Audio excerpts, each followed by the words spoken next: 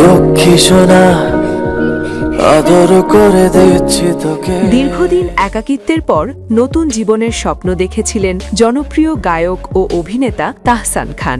নতুন করে সংসার পাতায় ভক্তদের মধ্যেও তৈরি হয়েছিল আনন্দ আর প্রত্যাশা, কিন্তু সেই সুখের গল্প যেন খুব দ্রুতই রূপ নিল দুঃসংবাদে। যেই বিয়েকে ঘিরে ছিল ভালোবাসা আর আশার আলো, সেই সম্পর্কেই এবার শোনা যাচ্ছে বিচ্ছেদের খবর। জানা গেছে বিয়ের কয়েক মাসের মধ্যেই শুরু হয় সম্পর্কে টানাপড়েন, এমনকি গত কয়েক মাস ধরেই তারা আলাদা থাকছেন। বিষয়টি নিশ্চিত করেছেন তাহসান খান নিজেই। তিনি বলেন, খবরটি সত্য, দীর্ঘদিন ধরেই আমরা আলাদা থাকছি। তিনি আরও জানান, ব্যক্তিগত জীবন নিয়ে প্রকাশ্যে কিছু বলতে চাইনি, কিন্তু বিবাহবার্ষিকী নিয়ে কিছু ভুয়া খবর দেখলাম, সে কারণেই বলতে হচ্ছে যে আমরা এখন একসঙ্গে থাকছি না।